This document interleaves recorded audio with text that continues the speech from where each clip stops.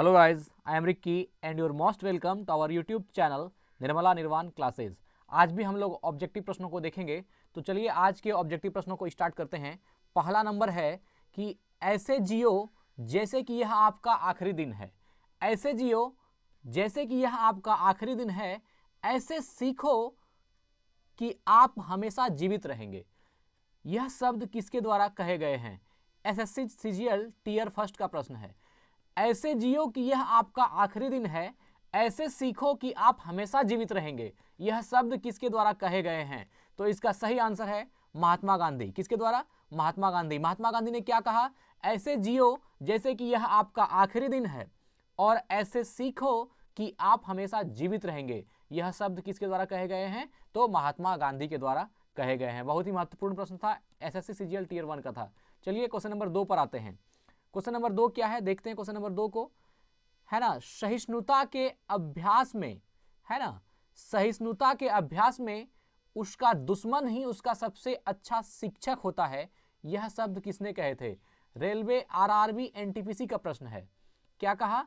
सहिष्णुता के अभ्यास में उसका दुश्मन ही उसका सबसे अच्छा शिक्षक होता है। यह शब्द किसने कहा? तो यह कहा था दलाई लामा ने। यह शब्द किसके हैं? दलाई लामा के शब्द हैं। बहुत ही महत्वपूर्ण प्रश्न है मित्र, इन क्वेश्चनों को आप समझने का प्रयास करें। सहिष्णुता के अभ्यास में उसका दुश्मन ही उसका सबसे अच्छा शिक्षक होता है। यह शब्द किसने कहा था? तो यह दलाई लामा का शब्द था। चलिए आगे बढ़ते हैं, क्वेश्चन नंबर 3 पर आते हैं। क्वेश्चन नंबर 3 देखते हैं क्या है। हम वह हैं जिसे हमारे विचार ने बनाया है। मतलब हम वह हैं जिसे हमारे विचार ने बनाया है, इसलिए आप जो सोचते हैं उस पर ध्यान दें। शब्द गौण है, विचार रहते हैं, वे दूर तक जाते हैं। ऐसा किसने कहा था? तो यह किसने कहा था? यह WBPSC है ना, WBPSC प्रीलिम्स का प्रश्न है। हम वह हैं जिसे हमारे विचार ने बनाया है, इसलिए आप जो सोचते हैं उस पर ध्यान दें। शब्द गौण है ना, विचार रहते हैं, वे दूर तक जाते हैं। ऐसा किसने कहा था? तो यह जो है आपको न महात्मा गांधी का है, न मदर टेरेसा का है, यह स्वामी विवेकानंद का है। किसकी है? तो यह उक्ति जो है स्वामी विवेकानंद की है, और उन्होंने, स्वामी विवेकानंद ने ही कहा था कि आदमी जो है वह क्या है? अपना एक विचार है ना। हम वह हैं जिसे हमारे विचार ने बनाया है, और यह बात सत्य है। अगर हम अपना विचार अच्छा रखते हैं तो हमारा व्यवहार भी अच्छा होता है, और व्यवहार अच्छा होता है तो चरित्र भी अच्छा होता है। इसलिए हम क्या हैं? तो हम हमारे विचार की परिणति हैं। हमें अपने विचारों पर गौर करना चाहिए कि हम कैसा विचार अभी जो है अपने जीवन में रख रहे हैं, तो इससे हमारे व्यवहार और कर्तव्य भी डिफाइन होते हैं। चलिए क्वेश्चन नंबर 4 पर आते हैं। भारत में पश्चिमी शिक्षा एवं अंग्रेजी भाषा शुरू करने के लिए वकालत किसने की थी? एसएससी सीजीएल CHSL का एग्जाम का प्रश्न है, पूछा हुआ है। देखिए, भारत में पश्चिमी शिक्षा एवं अंग्रेजी भाषा, भारत में पश्चिमी शिक्षा एवं अंग्रेजी भाषा शुरू करने के लिए वकालत किसने की थी? तो यह वकालत की थी राजा राम मोहन राय ने, है ना। किसने की थी? राजा राम मोहन राय ने। भारत में पश्चिमी शिक्षा एवं अंग्रेजी भाषा, पश्चिमी शिक्षा भी भारत को जरूरी है और अंग्रेजी भाषा, यह दोनों चीज शुरू किया था। किसने शुरू किया था? यह शुरू करने की वकालत की थी, किसने की थी? राजा राम मोहन राय ने की थी। और यह एक तरह से अच्छा ही है, आज हमारे भारतीय लोग भी इंग्लिश अच्छे से जानते हैं, तो इंटरनेशनल लेवल पर कोई भी वार्ता करने में कोई परेशानी नहीं होती। चलिए आगे बढ़ते हैं, क्वेश्चन नंबर 5 पर आते हैं। क्वेश्चन नंबर 5 है मित्र, भारत में शिक्षा की प्रगति की समीक्षा हेतु विलियम हंटर समिति का गठन किस वर्ष किया गया था? AFCAT एग्जाम का क्वेश्चन है, AFCAT का क्वेश्चन है। भारत में शिक्षा की प्रगति की समीक्षा हेतु विलियम हंटर समिति का गठन, विलियम हंटर समिति का गठन किसने किया था? तो यह किया था, कब किया गया था? 1882 में। कब किया गया था? 1882 में, है ना। भारत में शिक्षा की प्रगति की समीक्षा, शिक्षा की प्रगति की समीक्षा हेतु विलियम हंटर समिति का गठन किस वर्ष किया गया? तो यह किया गया था 1882 में। ऑप्शन ए सही है। चलिए आगे बढ़ते हैं, क्वेश्चन नंबर 6 पर आते हैं। 6 क्या कह रहा है? वयस्क शिक्षा संगठन, एडल्ट एजुकेशन ऑर्गेनाइजेशन, वयस्क शिक्षा संगठन, एडल्ट एजुकेशन ऑर्गेनाइजेशन, ज्ञान प्रसारक मंडली का शुरुआत डैश ने की थी? रेलवे ग्रुप डी एग्जाम का प्रश्न है। क्या पूछा? वयस्क शिक्षा संगठन ज्ञान प्रसारक मंडली का शुरुआत डैश ने किया था? तो यह शुरुआत किसने की थी? यह की थी दादा भाई नौरोजी ने। किसने? दादा भाई नौरोजी ने। सही आंसर क्या होगा? दादा भाई नौरोजी, यह राइट आंसर है। चलिए, तो दादा भाई नौरोजी ने वयस्क शिक्षा संगठन ज्ञान प्रसारक मंडली का शुरुआत किया था। ज्ञान शिक्षा है ना, वयस्क शिक्षा संगठन ज्ञान प्रसारक प्रणाली ज्ञान प्रसारक मंडली का शुरुआत दादा भाई नौरोजी ने की थी। आगे बढ़ते हैं, क्वेश्चन नंबर 7 पर आते हैं। 7 क्या है? तो 7 में कह रहा है 1884 में डेक्कन एजुकेशन सोसाइटी की स्थापना पुणे में किसके द्वारा की गई थी? है ना, 1884 में डेक्कन एजुकेशन सोसाइटी की स्थापना कहां पर? पुणे में किसके द्वारा की गई थी? तो यह जो है यह किया गया था विष्णु सादी चिपलूनकर और बाल गंगाधर तिलक। इसमें दो हैं, विष्णु सादी चिपलूनकर और बाल गंगाधर तिलक के द्वारा जो है डेक्कन एजुकेशन सोसाइटी की स्थापना पुणे में की गई थी। डेक्कन एजुकेशन सोसाइटी की स्थापना पुणे में किसके द्वारा की गई थी? तो विष्णु सादी चिपलूनकर और बाल गंगाधर तिलक जी के द्वारा किया गया था। चलिए आगे बढ़ते हैं, क्वेश्चन नंबर 8 पर आते हैं। क्या कह रहा है? उस वास्तुकार का नाम बताएं जिसने नई दिल्ली को डिजाइन किया। रेलवे ग्रुप डी का प्रश्न है, मतलब उस वास्तुकार का, उस आर्टिस्ट का नाम बताना है ना, जिसने नई दिल्ली को डिजाइन किया। तो नई दिल्ली को डिजाइन किसने किया है मित्र? यह डिजाइन किया है सर एडविन लुटियंस ने। नई दिल्ली को किसने डिजाइन किया है? सर एडविन लुटियंस ने। उस वास्तुकार का नाम बताएं जिसने नई दिल्ली को डिजाइन किया है, तो सर एडविन लुटियंस। चलिए आगे बढ़ते हैं, क्वेश्चन नंबर 9 पर आते हैं। दिल्ली में संसद भवन का निर्माण किस अवधि के दौरान किया गया था? दिल्ली में संसद भवन का निर्माण किस अवधि में किया गया था? एसएससी सीजीएल टियर 1 का प्रश्न है। दिल्ली में संसद भवन का निर्माण किस अवधि के दौरान किया गया था? तो यह जो है दिल्ली में संसद भवन का निर्माण 1921 से 1927 के समय में किया गया था। कब किया गया था? 1921 से 1927 के बीच किया गया था। तो दिल्ली में संसद भवन का निर्माण किस अवधि में के दौरान हुई? 1921 से 1927 के दौरान। आगे बढ़ता हूं, क्वेश्चन नंबर 10 पर आते हैं। 10 में क्या है? जीरो माइल स्टोन को ब्रिटिश द्वारा स्थापित किया गया था। जीरो माइल स्टोन को ब्रिटिश द्वारा स्थापित किया गया था, जो इस बिंदु का प्रयोग सभी दूरियों को मापने के लिए करते हैं। ये एसएससी एमटीएस का प्रश्न है। जीरो माइल स्टोन को ब्रिटिश द्वारा स्थापित किया गया था, जो इस बिंदु का प्रयोग सभी दूरियों को मापने के लिए करते थे। यह कहाँ है ना, यह कहाँ है? तो यह जीरो माइल स्टोन जो है यह आपका नागपुर में है। कहाँ है मित्र? नागपुर में। सही आंसर क्या होगा? Nagpur, right answer Nagpur. Zero mile stone को ब्रिटिश द्वारा स्थापित किया गया। यह जो जीरो माइल स्टोन है यह ब्रिटिश द्वारा स्थापित किया गया है, और जो इस बिंदु का प्रयोग सभी दूरियों को मापने के लिए करते थे, तो यह कहाँ पर है? यह नागपुर में है। अर्थात जीरो माइल स्टोन कहाँ है? नागपुर में। आगे बढ़ता हूं, क्वेश्चन नंबर 11 को देखते हैं हम लोग, है ना। 11 क्या है? अब्दुर रहमान और ब्रिटिश राज के प्रतिनिधि श्री मार्टिमर, है ना, श्री मार्टिमर। अब्दुल रहमान और ब्रिटिश राज के प्रतिनिधि श्री मार्टिमर ने डैश की स्थापना के समझौते पर हस्ताक्षर किए थे। यह एसएससी सीएचएसएल एग्जाम का प्रश्न है कि अब्दुल रहमान और ब्रिटिश राज के प्रतिनिधि श्री मार्टिमर ने डैश की स्थापना की थी। तो यह किसकी स्थापना की थी? यह डुरंड रेखा की, है ना। किसकी स्थापना की थी? डुरंड रेखा की। ऑप्शन नंबर बी सही है। अब्दुल रहमान और ब्रिटिश राज के प्रतिनिधि श्री मार्टिमर ने डैश की स्थापना के समझौते पर हस्ताक्षर किए थे। तो यह डुरंड रेखा के समझौते पर हस्ताक्षर किया गया था। डुरंड रेखा के समझौते पर हस्ताक्षर किया गया था अब्दुल रहमान और ब्रिटिश राज के प्रतिनिधि श्री मार्टिमर ने। चलिए आगे बढ़ते हैं, क्वेश्चन नंबर 12 पर आते हैं। 12 में देखते हैं क्या है। तमिलनाडु में हुए नमक सत्याग्रह का नेतृत्व किसने किया था? यह एसएससी जेईई एग्जाम का प्रश्न है। तमिलनाडु में जो नमक सत्याग्रह हुआ, तमिलनाडु में नमक सत्याग्रह का नेतृत्व किसने किया था? तो तमिलनाडु में नमक सत्याग्रह का नेतृत्व चक्रवर्ती राज गोपालाचारी, ए नंबर, चक्रवर्ती राज गोपालाचारी ने की थी। तमिलनाडु में हुए नमक सत्याग्रह का नेतृत्व किसने किया था? चक्रवर्ती राज गोपालाचारी। मोस्ट इंपॉर्टेंट प्रश्न है, तमिलनाडु में हुए नमक सत्याग्रह का नेतृत्व चक्रवर्ती राज गोपालाचारी ने किया है। आगे बढ़ते हैं, क्वेश्चन नंबर 13 पर आते हैं।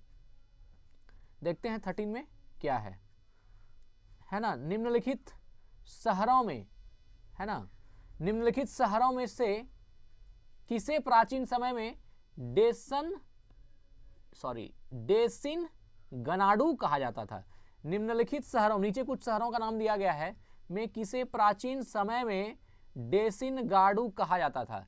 तो यह जो डेसिन गाडू है यह एसएससी सीपीओ टियर 1 का प्रश्न है ना, एसएससी सीपीओ टियर 1 का प्रश्न है।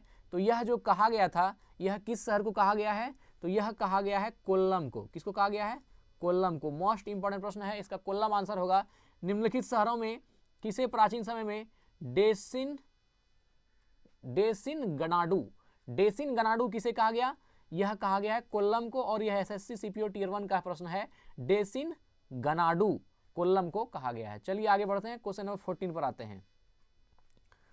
14 में है चिल्लियांवाला, ये जलियांवाला नहीं है, ये चिल्लियांवाला युद्ध कब लड़ा गया था। एसएससी सीजीएल टियर 1 का प्रश्न है। चिल्लियांवाला युद्ध, चिल्लियांवाला क्या है, युद्ध, चिल्लियांवाला युद्ध कब लड़ा गया था।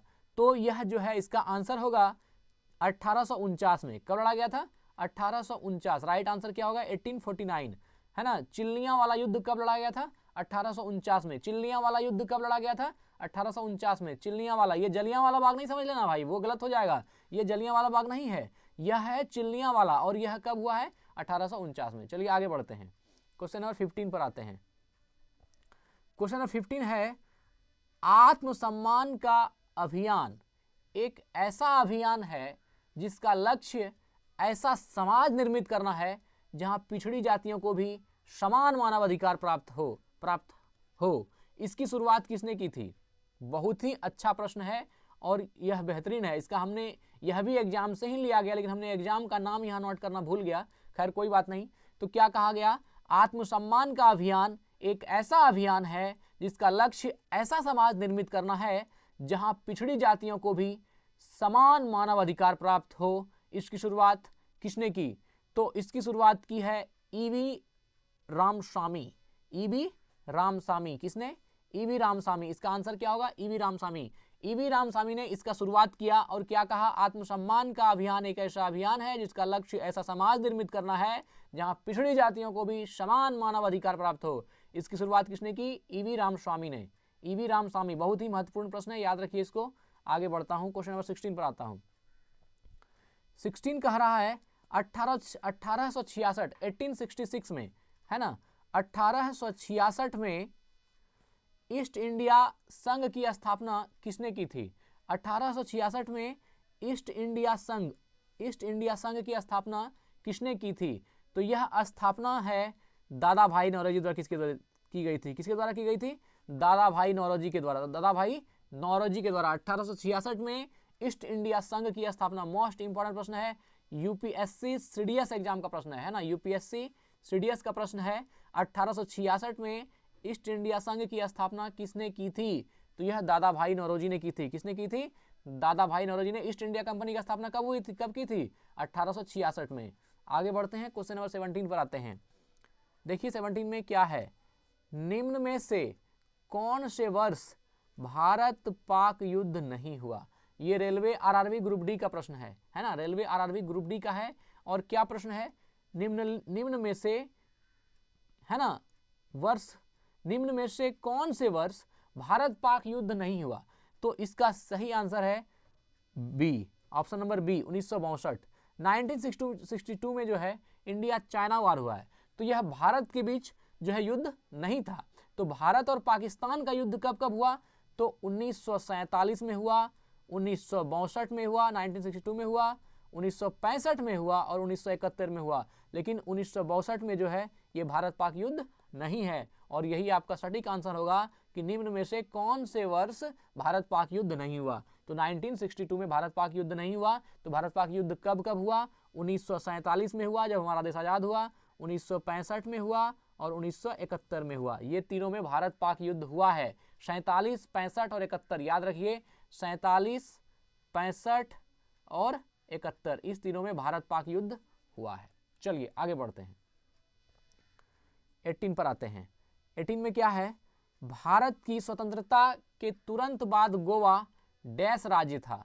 ये यूपीएसएससी एग्जाम का प्रश्न है, यूपीएसएससी एग्जाम का प्रश्न है। कह रहा है भारत की स्वतंत्रता के तुरंत बाद गोवा राज्य था, डैश था। गोवा राज्य क्या था, पुर्तगाली था। क्या था मित्र, पुर्तगाली था।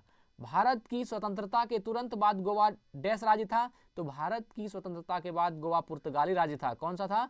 पुर्तगाली राज्य था। मोस्ट इंपॉर्टेंट प्रश्न है, भारत की स्वतंत्रता के तुरंत बाद गोवा राज्य था। कौन सा राज्य था? पुर्तगाली राज्य था। गोवा कौन सा? भारत की स्वतंत्रता के पहले गोवा पुर्तगाली राज्य था। आगे आते हैं, क्वेश्चन नंबर 19 पर आते हैं, है ना। 1971 में कह रहा है 1971 में 1971 से पहले भारत पाकिस्तान युद्ध किस वर्ष हुआ था? यह है एसएससी CHSL एग्जाम का प्रश्न है। एसएससी CHSL एग्जाम में पूछा गया है 1971 से पहले भारत पाकिस्तान युद्ध, है ना, 1971 से पहले जो भारत पाकिस्तान युद्ध हुआ वह किस वर्ष हुआ? तो वह जो है मित्र 1965 में हुआ था। कब हुआ था? 1965 में, स्वाधीनता से पहले। 1971 से पहले भारत पाकिस्तान युद्ध किस वर्ष हुआ? 1965 में। यह जो है 1971 से पहले की घटना है और भारत पाक युद्ध हुआ 1965 में। आगे बढ़ते हैं, क्वेश्चन नंबर 20 पर आते हैं। क्वेश्चन नंबर 20 क्या है? चार्ल्स विल्किनस, है ना, चार्ल्स विल्किंसन का भगवद गीता का अंग्रेजी संस्करण पहले किस वर्ष में प्रकाशित किया गया था? HSSC एग्जाम है, ये किसका प्रश्न है? HSSC एग्जाम का प्रश्न है। चार्ल्स विल्किंसन का भगवद गीता का अंग्रेजी संस्करण, चार्ल्स विल्किंसन का भगवद गीता का अंग्रेजी संस्करण पहले किस वर्ष में प्रकाशित किया गया था? तो यह जो है प्रकाशित किया गया था 1785 में। कब किया गया था? 1785 में।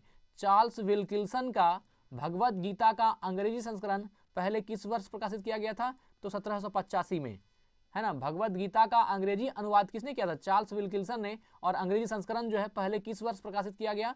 तो यह 1785 में भगवद गीता का अंग्रेजी संस्करण जो है यह प्रकाशित किया गया। तो मित्र यहाँ पर हम 20 प्रश्न लेकर आपके सामने उपस्थित होते हैं और आज हमने 20 प्रश्न को डील कर दिया।